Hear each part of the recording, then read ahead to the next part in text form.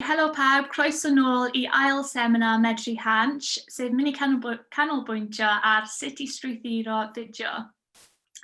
Yn y seminar yma, byddwn ni'n trafod sut I fynd ati I strwythuro fideo gyda cwbl o tips hefyd I helpu chi gyda sgriptio. Dwi'n gwybod naeth cwbl ohonoch sôn am sgriptio a creu fideos ddoe, felly dwi'n gobeithio wneud chi mwynhau a dwi'n edrych ymlaen dysgu hefyd wrth ein panelwyr heno. Fel y seminar neithiwr, bydd croeso I chi ofyn cwestiynau ar y diwedd. Gallwch chi wneud hyn naill ai trwy defnyddio'r chat box, neu please trwch eich mics a cameras ymlaen a go for it. Roedd e'n really lovely weld a clywed wrtho rhai o chi ddoe. Am unrhyw un newydd heno, fy enw I Amber, dwi'n 23 mlwydd oed a dwi'n rhannu fywyd a profiadau I o fyw gyda cwbl o anableddau cudd gan gynnwys byw gyda stoma a bowel disease ynghyd ag epilepsi ar Instagram fi a trwy llwyth o waith gwahanol yn y media. Anyway, digon amdano fi. Fi'n mynd I croesawu I ein panelwyr heno, Ellis Lloyd-Jones ac Elin Williams. Ellis, dwi'n mynd I ofyn I ti dechrau os yw hynny'n iawn. Allet ti jyst cyflwyno dy hun am fras, beth I ti'n neud, pa fath o gynnwys ti'n creu, unrhyw beth ti'n meddwl sy'n bwysig? Haia, enw fi yw Ellis. Dwi'n TikToker, wel dyna beth ni'n gweud wrth pobl. So, fi jyst yn creu fideos bach ar y app boblogaeth TikTok, jyst fideos comedy, cymeriadau, sketches, pethau fel yna. A hefyd, dwi'n hefyd creu fideos I Hansh. Cool, a penblwydd hapus I ti fyd? Diolch yn fawr. Ti'n cael diwrnod da? Ie, mae wedi bod yn anhygoel ar y teg. Ie, mynd I mynd mas gyda ffrindiau fi neithiwr, socially distance wrth gwrs. Good. I must admit, dwi wedi hala ages heddiw yn gwylio TikToks ti, a maen nhw'n fab, so. O, diolch. Nath rhywun ofyn cwestiwn dda nos wyth ddoe, a fi'n mynd I menthygau I ti hefyd os yw hynny'n iawn. Ie, go on. Hoffwn I ofyn, beth yw kind of ysbrydoliaeth ti, neu reswm ti tu ôl creu cynnwys? Allai fod am hwyl, am codi ymwybyddiaeth, beth bynnag? Wel, ar y ddechrau, oedd e really just bach o hwyl, achos o'n i'n gweld llwyth o fideos ar Instagram fi. Dyna lle nath y ddechrau. Oedd llwyth o pobl yn postio TikToks nhw ar Instagram. So yn y diwedd, o'n i just yn meddwl, o, ti'n gwybod be? A o'n i just lawr o rap yn mynd o fyna. Ac ar y pryd, oedd e'n sort of taboo subject. Achos pan o'n i'n siarad I ffrindiau fi am TikTok, they were like, oh, that's a child's app. O'n i fel oh, yeah, definitely, yeah. Ond nawr, mae fe di mynd o bach o hwyl I fy hun, I just bach o hwyl I pawb, achos trwy gydol y lockdown ni'n gwybod bod mae'n amser gwael I lot o bobl. So rhywbeth o'n I eisiau wneud yw just I roi gwen ar wynebau pobl. Ac dwi'n just yn caru gweld adborth nhw, just yn dweud, oh, this has really made my day or made my year. Like y pethau fel, oh, you've really made me want to learn Welsh, a pethau fel yna. Dyna be, dwi'n trio mynd at, I just I gweld fel dwi wedi gwneud rhywun yn hapus. Dyna be dwi'n caru wneud. A dwi'n siŵr ti'n neud hynny am lot o bobl anyway. Ti definitely wedi neud hynny am fi heddi. O, diolch. Elin, croeso. Beth amdano ti? Beth yw stori ti? Beth yw ti'n neud? A pa fath o cynnwys yw ti'n creu? Helo, Elin. Dwi yn dod o Ddyffryn Cymru yng Ngogledd Cymru. O ddydd I ddydd dwi'n gweithio fel swyddog cyfryngau cymdeithasol a chyfathrebu I anabledd Cymru. Ond ar ben hynny dwi yn blogio a creu cynnwys ar y cyfryngau cymdeithasol am fy mhrofiadau I o fyw hefo nam golwg a salwch cronig o'r enw ME neu CFS. Dwi wedi bod yn gwneud hynna 6 mlynedd rwan, sydd yn crazy, ddim yn gweld lle mae'r amser yna wedi mynd. Ond dwi'n trio yn gwneud o I godi ymwybyddiaeth a helpu pobl eraill mewn sefyllfa tebyg. Dwi'n really hoffi enw'r blog hefyd. Diolch. Mae'n meddwl am enw mor anodd, so dwi'n falch bod pobl yn licio hwnna. So ni'n mynd I symud ymlaen nawr I trafod peth really bwysig really, ond peth sydd efallai gallu bod bach yn daunting, sef ble I dechrau. Dwi'n gwybod amdano fi, mae'n dibynnu hollol really, ond rhan fwyaf o'r amser mae kind of holl fy cynnwys really yn dod o safle ble mae'r purpose I codi ymwybyddiaeth a ddysgu eraill am beth I kind of bywyd fi. Ond o ran meddwl am cynnwys a topics ar gyfer cynnwys, mae syniadau fi usually just yn dod yn really, really random a dwi just yn ceisio sgwennu nhw lawr ar ffôn fi neu ar papur a adeiladu arnyn nhw tan fod amser gyda fi mwyn actually creu y cynnwys. Felly, sut ydy'r ddau ohonoch chi yn mynd ati i creu syniadau clir a mynd ati i creu cynnwys, really? Dwi'n siŵr bod method mwy clir gyda chi. Elin, ti eisiau dechrau? Ie, fel ti, mae syniadau fi yn dod bob amser o'r dydd, fel arfer yn ganol nos ar yr amser mwyaf anghyfleus, pen dwi'n methu wneud yn byd am y peth. Felly dwi hefyd yn sgwennu'r syniadau yna lawr ar y ffôn, ac dwi'n meddwl bod yn gwneud dros 100 o syniadau ar y ffôn fi sydd, dwi'n gwybod pryd dwi'n mynd i gallu dod at nhw gyd, ond mynd ai ryw ddynod.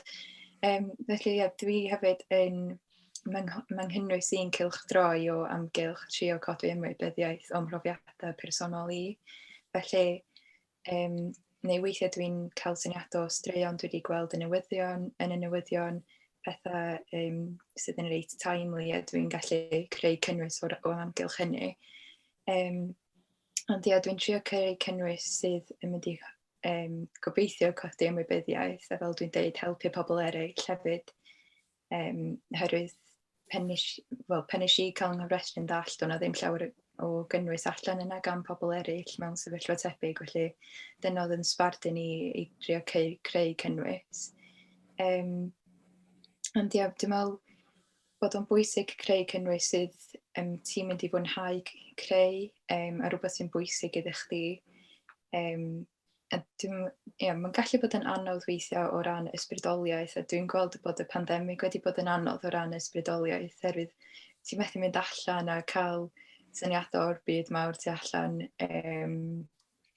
Felly mae hynna wedi bod yn anodd, ond fel dwi'n dweud, dwi'n just yn trio creu be bynnag dwi'n meddwl sy'n bwysig iddo fi a gobeithio fydd hynna'n yn apelio at bobl eraill hefyd. Definitely, a dwi'n cytuno, mae yna hundreds o notes da fi, gyda jyst geiriau hollol random, a fi'n edrych yn ôl i nhw, ond jyst dim clem da fi beth mae fe fod meddwl, neu beth fi fod wneud gyda fe. Beth amdano ti, Ellis, sut ti'n tebygol o feddwl am syniadau yn y tro gyntaf? Wel, gyda fi, dwi'n yr un peth â chi'ch ddau fan'na. Like literally 3 AM at night, dwi'n codi fel, oh my god, os fi'n neud rhywbeth fel hwn, a neud fel hwn gyda'r ffilter yma, gyda hwn. A wedyn dwi jyst yn dechrau ffilmio there and then. Honestly, the neighbours fi'n casau fi achos y sŵn fi'n creu. Ond, dwi'n yr un peth i fod yn onest, mae syniadau jyst yn dod i fi yn really random.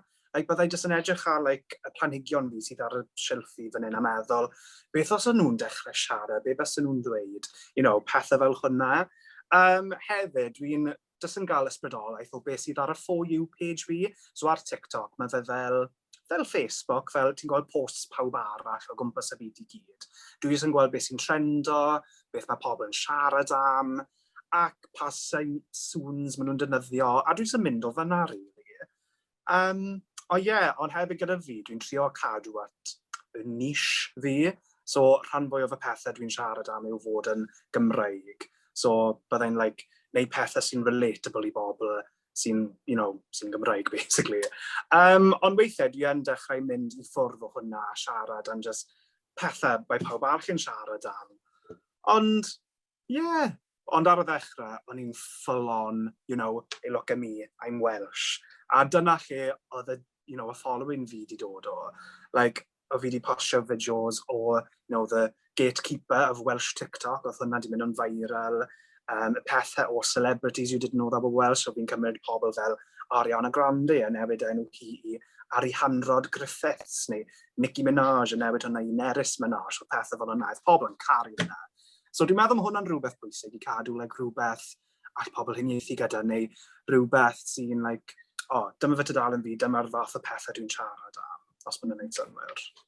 Ti wedi ffeindio lot o bobl arall sy'n defnyddio socials trwy'r Gymraeg wrth wneud i? Sorry, gweud na to? Ti wedi ffeindio lot o bobl arall sy'n defnyddio socials yn y Cymraeg trwy wneud cynnwys yn y Cymraeg? Definitely. Fi'n gweld, dyddiau yma, fi'n gweld lot o pethau Cymraeg ar TikTok, a dyna beth dwi'n caru gweld. Like, ar y ddechrau, achos oedd llwyth o pobl oherwydd y pandemig yn dechrau mynd mewn i TikTok, o'n nhw'n tipyn bach fel, like, o, be allai neud, be mae pawb arall yn neud. A nawr mae pobl wedi dechrau neud pethau maen nhw'n hoffi a pethau maen nhw'n hoffi siarad am. A dyna peth fi'n really hoffi weld yw bod mae lot o Gymraeg yn dod i'r app, achos dyna be mae rhaid i'n neud. Yw ar appiau fel TikTok yw normaleidio'r Gymraeg i jyst i gael bobl siarad fe naturiol. A rhywbeth dwi'n caru weld yw pan dwi'n postio fideo, hyd yn oed os dwi ddim yn siarad Cymraeg, bydd pobl yn dechrau siarad Cymraeg yn y sylwadau. A dwi wastad yn, dweud wrth pobl, os ydych chi'n siarad Cymraeg, siarad yn Gymraeg i fi, a na Siarad Gymraeg yn ôl i chi. A beth sy'n rhywbeth really neis i weld. A hefyd, weithiau, pan dwi'n postio rhywbeth yn Gymraeg, dwi wastad meddwl, bydd ond ddim yn cael yr un amount o likes a bydd fideo lle dwi'n siarad Saesneg. A dwi wastad yn ffeindio, pan dwi'n siarad Cymraeg ar app, mae llwyth o pobl yn caru weld e. A dwi'n caru weld hwnna hefyd. Yeah, definitely.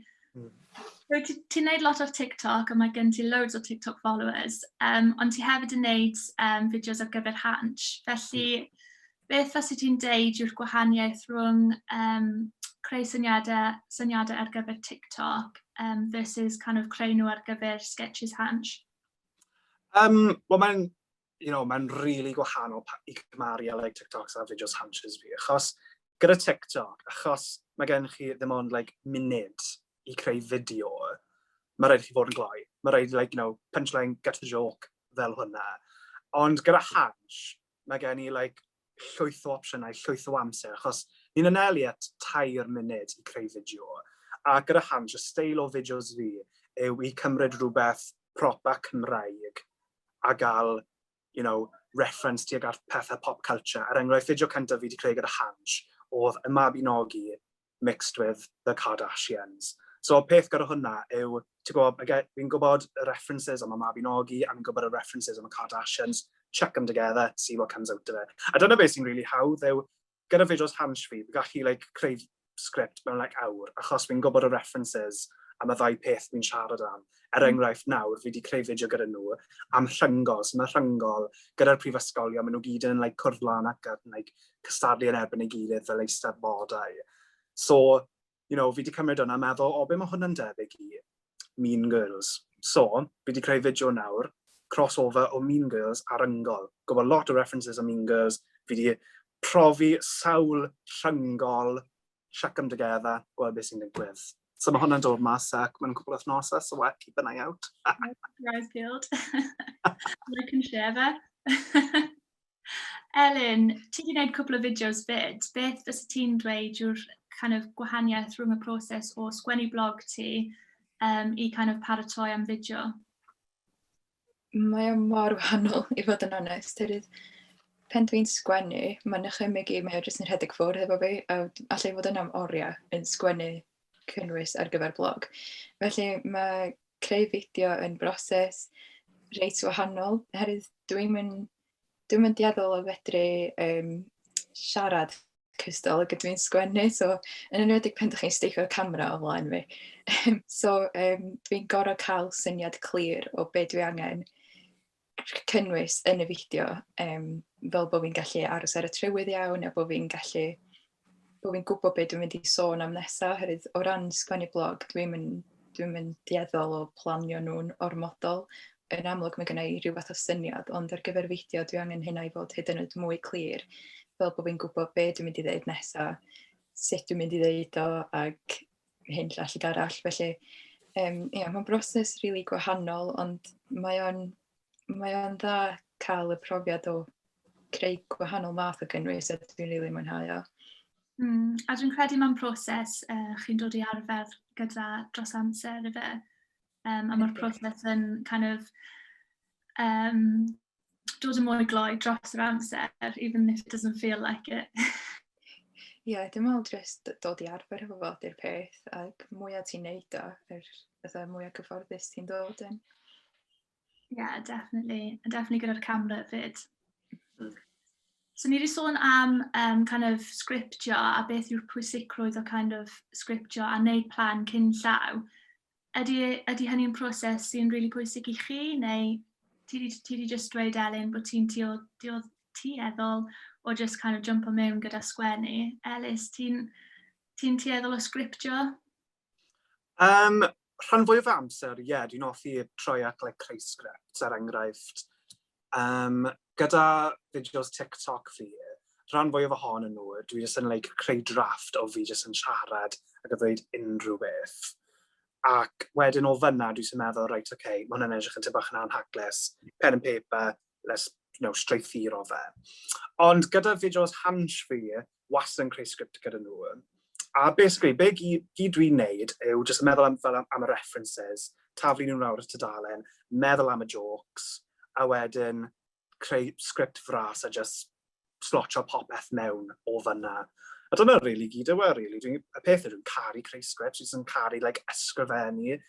Os dwi'n meddwl am syniad, dwi'n mynd syth y papur a just gweld beth sy'n dod o fyna. Dwi just ddim yn stopio. Just yn cario ymlaen i mynd a dwi'n mapio popeth mas yn fy mhen a just gael a little crazy 5 minutes really fy hun.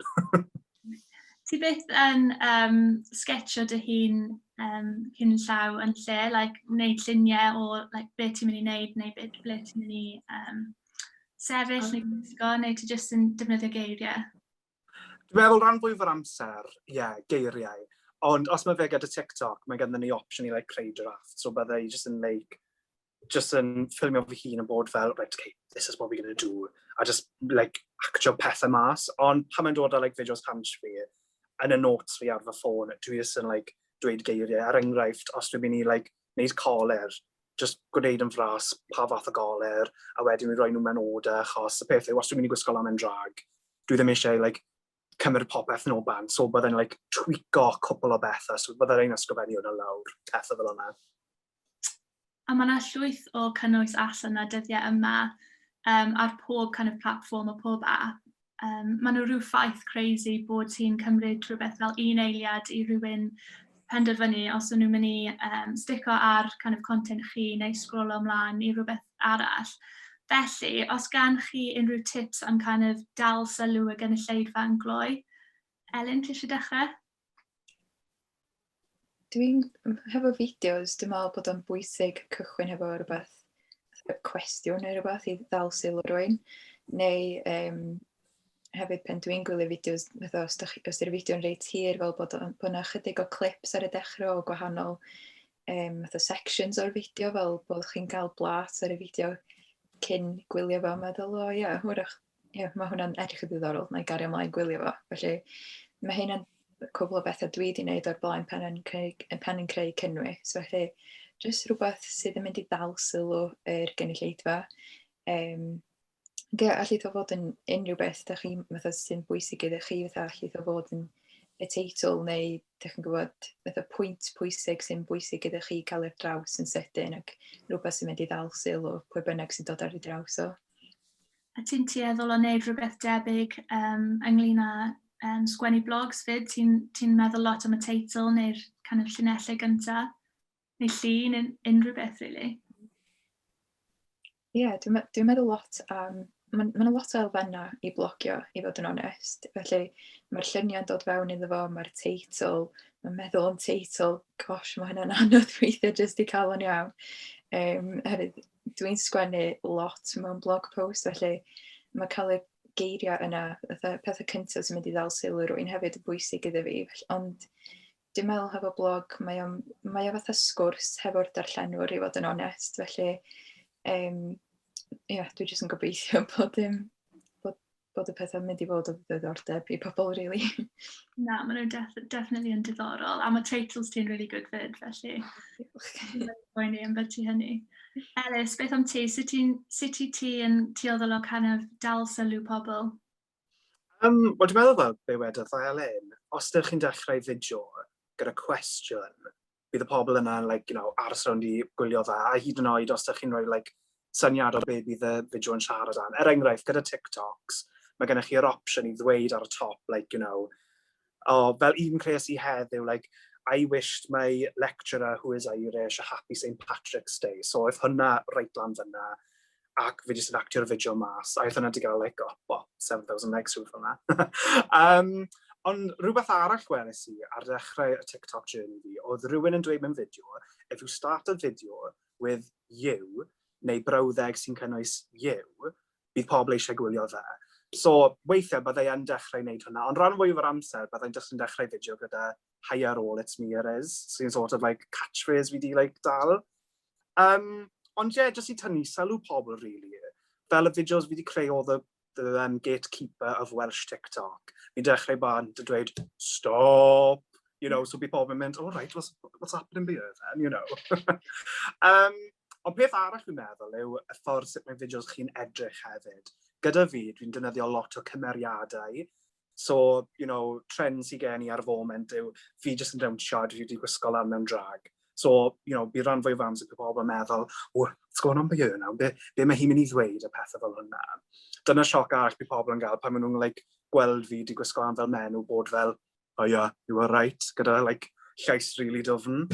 Ond, dwi'n meddwl y ffordd mae fideos chi'n edrych yn pwysig hefyd, achos os ydych chi jyst yn ffrindio dy hun yn, you know, ystod yn gwely fel yna, i fi byddai'n edrych yn hwnna fel, like, oh, okay, it's a bit boring, swipe. Chi'n gwybod beth fi'n meddwl.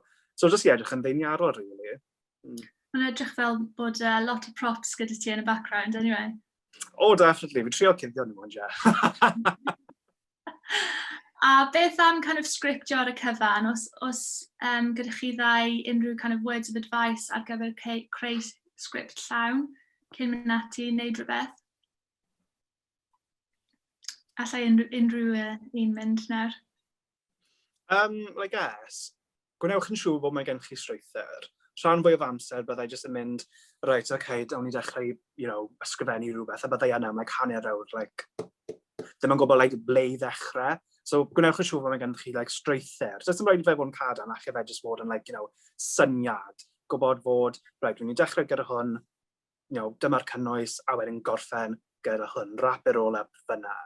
A wedyn, rhywbeth dwi'n neud lot o aml fel wedys i yw gwybod, like, y references, a like, y cymeriadau, a wi jyst yn ysgrifennu syniadau lawr i gyd, a wedyn slotio nhw mewn order specific. Yeah. Mae fe fel deud stori, really, yndi? Ydy. A dyna beth, really, yw e. A hyd yn oed gyda, like, os mae fe'n mynd i bod yn like, comedy video, mae rhaid i chi fod, like, gael like, comedic timing, a pan dylech chi'n ysgrifennu fel yw, gallu fe bod yn tipyn bach yn anodd. Ond, i fod yn onest, gyda fi, gyda'r fideos ar Hansh, dwi'n trio fy ngorau i gael like, pob llinell yn like, joke. Dwi ddim yn gwybod pam dwi'n gwneud hwnna. Mae like, just yn like, i wneud e fod yn sort of constant. Chos dwi wastad yn meddwl dwi ddim eisiau like, pob i like, golli interest. So dwi'n meddwl like, you know, pob yn ail frawddeg, just gael like, joke neu rhywbeth funny neu rhywbeth fel yna. Yeah. Beth amdano ti, Elin? I fi, dim meddwl, bullet points ydy fy ffrindiau gorau i pan dwi'n creu cynnwys. Dwi'n trio meddwl am yr holl pwyntiau dwi eisiau cynnwys yn y fideo a wedyn creu y sgript o amgylch hynny. Blwyddyn diwethaf nes i greu fideo am camsyniadau am pobl sydd yn ddall i Hansh. So felly nes i just dod fyny hefo'r gyd o'r pwyntiau o'n i eisiau gwneud yn hynny a wedyn oedd yr brawddegau yn dod yn naturiol ar ôl hynny, felly nath hynna helpu fi i gadw ar y trywydd iawn pan yn creu'r fideo hefyd, a dwi'n meddwl bod hynna'n bwysig. Felly just bullet points, headings, pob dim fel yna, sydd just yn helpu fi i gadw ar y trac gywir. Dwi'n cytuno, mae da fi gormod o bullet points ym mob man. Beth am defnyddio'r kind of sgript yn yr edit, neu lle yn y captions, neu yn y fideo ei hun? Sut ti'n mynd ati i wneud hynny, Ellis? Dwi actually ddim yn meddwl. Rhan fwyaf o amser dwi ddim yn defnyddio like, captions neu beth fel yna. Fel arfer dwi ddim yn mynd ati gyda'r fideos, ond dwi'n defnyddio like, closed captions am like, pobl sy'n bydda neu pobl sy'n ddim yn deall fi, achos pan mi'n siarad Saesneg, rhan fwyaf o amser, dwi'n methu deall fy hun. So fi'n neud yn siŵr bod dwi'n defnyddio hwnna jyst i fe fod yn inclusive i pawb i gallu gwylio nhw. A wedyn pan mae'n dod ar like, captions y fideos lle fi'n rhoi hashtags i gyd, rhan fwyaf o amser, os dwi ddim yn gwybod beth i ddweud, just rhoi emoji. Achos y peth gyda TikTok, mae'r captions wastad ar y gwaelod, so chi ddim yn really gweld nhw. So dwi'n meddwl, ti'n gwybod beth, just chuck emoji a wedyn y hashtags bydd yna'n iawn i fi. Dim lot o le ar TikTok. Na, does ddim. Achos mae rhaid chi ffitio llwyth o pethau mewn i like, bocs bach ar ran fwyaf o'r amser, os ti'n mynd i roi like, captions neu like, geiriau ar y sgrin, mae rhaid i chi fod yn specific ar ble chi'n rhoi nhw, achos ar y top mae'n dweud geiriau lan fyna, ar y gwaelod mae'r caption, ar y ochr mae like, comment, like, follow, so mae'n tyd bach yn anodd, ond yeah, we get by. Mae'n real gwyddoniaeth i dde. Literally, mae fe'n skill. Beth amdano ti, Elin? Ti'n meddwl bod captions neu unrhyw beth fel yna yn beth bwysig? Ie, dwi'n meddwl bod o'n bwysig o ran hygyrchedd hefyd. Ti wedi wneud yr cynnwys mor hygyrchu gymaint o bobl sy'n bosib. So, di sgriptio, dwi'n meddwl bod y sgript yn help o ran fatha'r golygu a falle hefyd, jyst i ti gael gwybod bod ti di deud bob dim oedd ti eisiau gallu di fynd yn ôl wedyn, ac os ti di anghofio rhywbeth i gynnwys rhywbeth ychwanegol. So dwi'n meddwl bod yn helpu gadw ti ar y trywydd cywir yn yr holl amser. Ie, definitely, dwi'n cytuno. Dwi'n rili hoffi hefyd pan mor, wel, yn enwedig ar TikTok, pan fod pobl yn gwneud voiceovers. And I imagine there's a lot of planning in that, Ellis, is it? Definitely. Mi'n cofio, oedd gen i series blwyddyn diwetha o fi yn glanhau gardd fi. Ac obviously yn pob fideo fi di'n like, gwneud voiceovers gyda hwnna. I fod yn hollol honest, na i ddim awgrymu be o'n i'n neud. O'n i literally just yn, gael y ffilm yn i gyd, torri fel lawr, rhoi fe mewn fideo, a just improviso, just neud e fel hwnna. Na i ddim awgrymu hwnna. Oedd literally rhan fwyaf o'r amser, byddai'n like, just mynd nôl a nôl a nôl, achos byddai ni ddim yn gwybod beth i ddweud, so mae'n really bwysig i sgriptio beth fel hwnna. Ond ar y pryd o'n i'n meddwl, like, right, mae dwi eisiau postio fe nawr, so o'n i just like, neud e'n gloi fan hyn. Ond rhan fwyaf o amser, mae fe yn gweithio fel, dwi'n eitha gloi weithiau'n dod lan gyda pethau, so os fi jyst yn dweud rhywbeth ar y pryd, weithiau bydd yn gweithio, weithiau bydd e ddim. So it's like give and take, really. Ond gwnewch yn siŵr bod chi'n sgriptio voiceovers o bethau fel hwnna. Mae'r ddau ohonoch wedi siarad yn fab. Diolch yn fawr am rannu eich profiadau.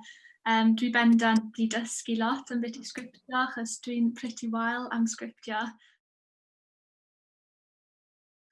Bydd y seminar nesaf nos Fercher wythnos nesaf am 6 o'r gloch gyda Tina Evans a Davies yn trafod sut i gyflwyno a fod o flaen camera.